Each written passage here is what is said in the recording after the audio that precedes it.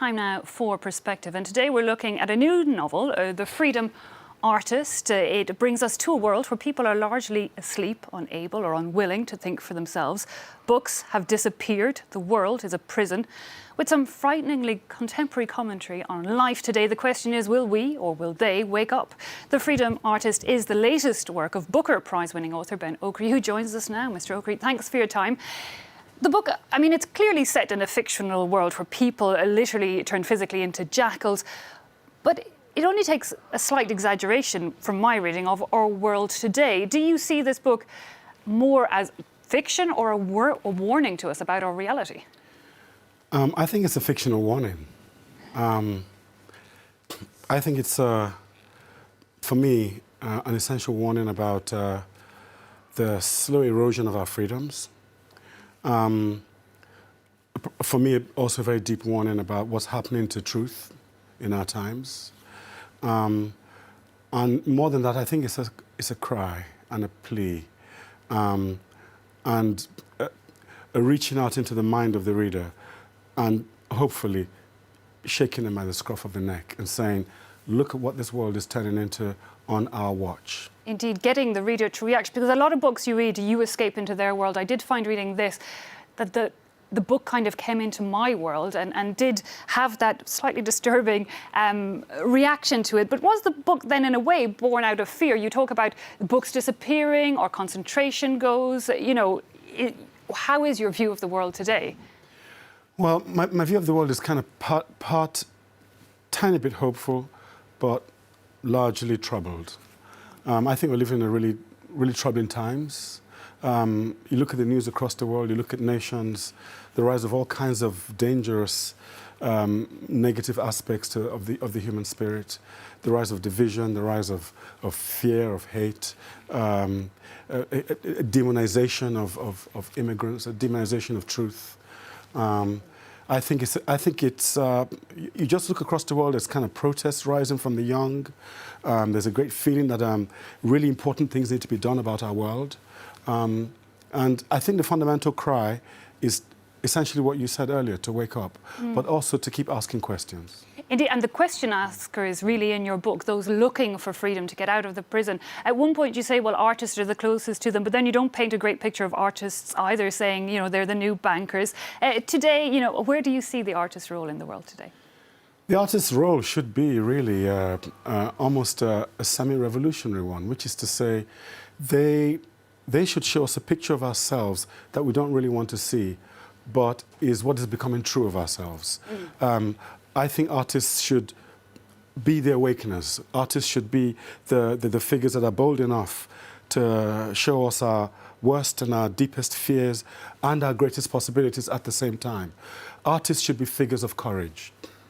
But part of the problem of waking up in a like is to actually see the horrors in the world, you know, so there is an element, is there not, of self-preservation in the fact that we're all turning away and sleeping? Absolutely, absolutely, but it's not really self-preservation, it's more like self-concealing. And I think we're not going to be able to transform the world till we look at it. I think it's one of the great things that many of the great thinkers of the 20th century told us and taught us quite clearly. You cannot transform the world until you have looked at it hard and strong and deep. Now, you have 3 or 4 main characters. They all come from different backgrounds and they seem to have a different ability of seeing that truth, if you like, having that freedom. But they all go through a similar path of finding their way to freedom. Do you think that then we're all capable of this level of freedom no matter where we're born in the world?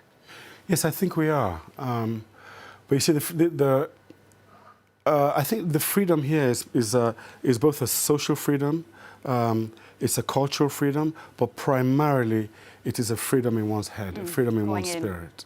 And I think that is one of the greatest gifts of the human condition, that whether you're born into utter poverty or born into complete wealth, you have that capacity, your inner strength, your inner to turn inward and outward and discover something of your essential freedom, and to be able to, through that, take some measure of control, if not over your life, at least how life affects you. Indeed, there's a good debate in the book as well over equality versus creativity. And, you know, there's a negative side to equality in the world. You mean at the moment? Well, yeah, in general, there's a negative element of wanting to make us all, equal to each other. Yes, yes. In the book, there's a negative, dangerous element of wanting to make us all equal downwards. Which is to say, to make us all equally ignorant, or make us all equally avoiding of the truth of life, or make us all equally illiterate about culture and possibility. Whereas I think there's another kind of equality, which is to make us equal upward, equal towards our possibilities, equal towards culture, equal towards political freedom. Indeed, not the material side of things. But now, when you read your book as well, there's very heavy religious references. You say that, well, the church created the first myth, that Garden of Eden, which people were kicked out of as soon as they thought of freedom. So how do you see the church's role? I have many questions for the church, and I think the church should have many questions for itself. For me, the most important thing is our spiritual freedom. For me, the most important thing is not the imposition of a dogma or a way of saying.